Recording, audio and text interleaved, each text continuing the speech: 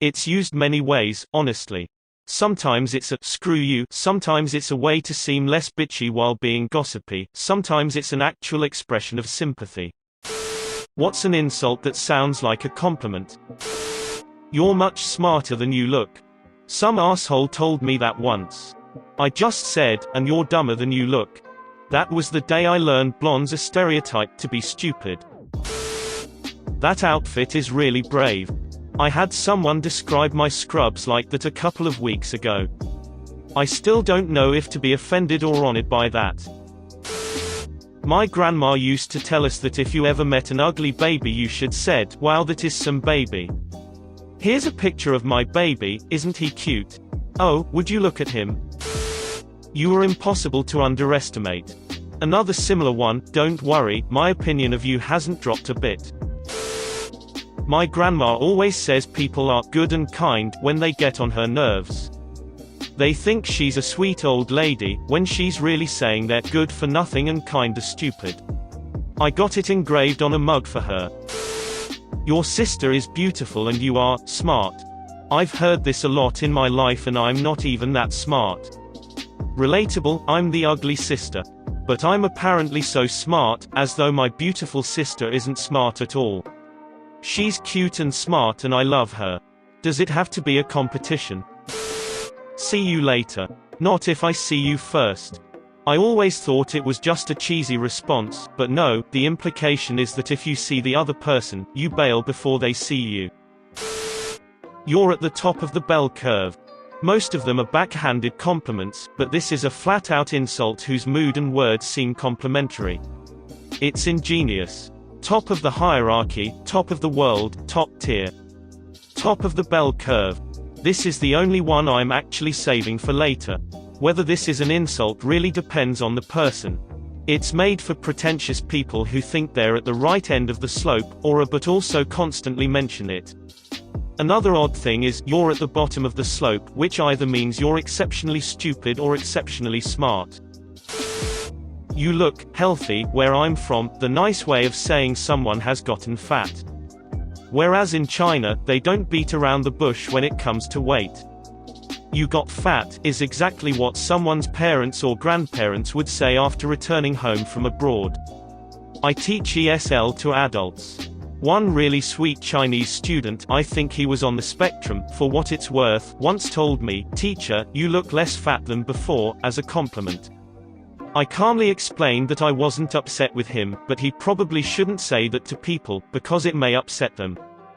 But I say less fat, teacher. No, I get it buddy, but it's a good idea not to use fat, even if you want to compliment someone. You know what? It's really best to just say nothing about people's sizes at all, ever, especially with women. Why? It's cultural, it makes us upset. If you want to be nice, you can say, "You look nice today," just don't mention their body. Makes sense?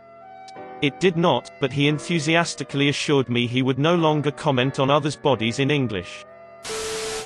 You talk so eloquently, or, you speak so well, towards a black person as if we all talk like we're from the depths of the hood.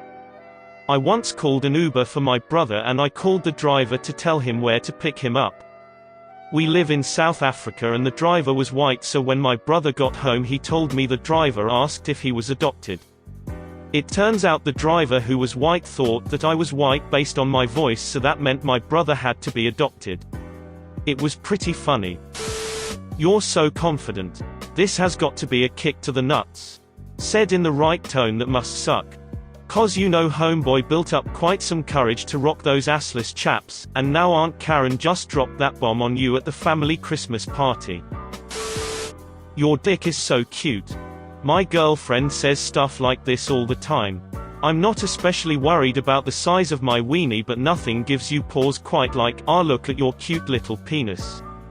I woke up to my GF staring at my soft meat and she was like, "It's so cute, it's crazy how small it is when it's not hard," and I was like, okay, ouch.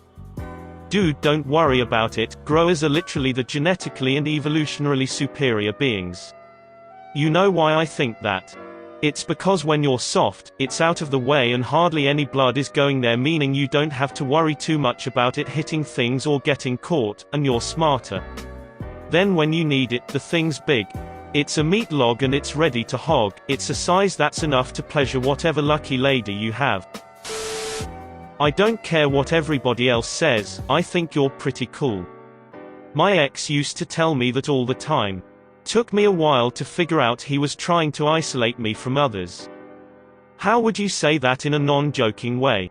I can't imagine saying this without a really stupid smile on. To my friend, you have cooler friends than I do. I always tell my girlfriend I have better taste than her because I'm dating her while she's dating me. What a chump. That's a compliment that sounds like an insult. Friends and I do this thing where you add the word actually to an otherwise normal compliment in order to make it backhanded. For example, hey, you're actually pretty smart. That's actually pretty funny. The classic, I hope your day is as pleasant as you are. Or, I hope you have the day you deserve. This is coming from a retail worker to a full Karen.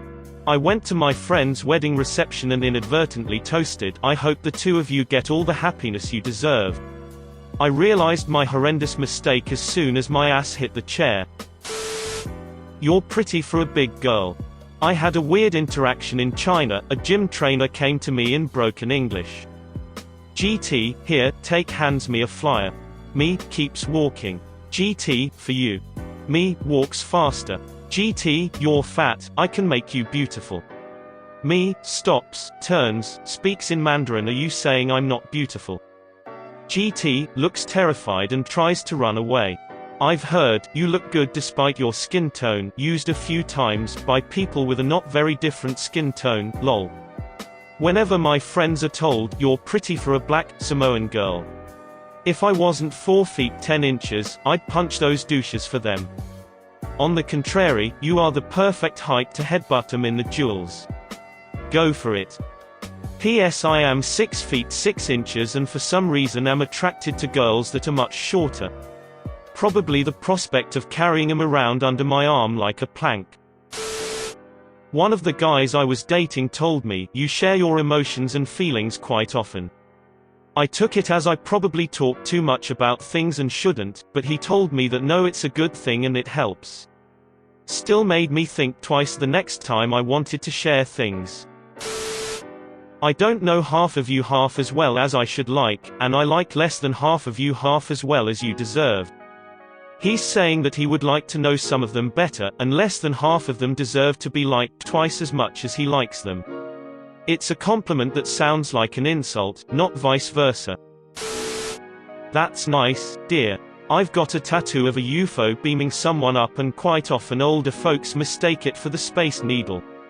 When they ask to look at it and they realize that it isn't what they thought, the smile drops and I'll get a "that's nice honey, I don't care that it's an insult. I think it's funny. Wow, you're so brave," or "I wish I had your confidence," said completely deadpan. Add an exclamation point and the vibe can be changed.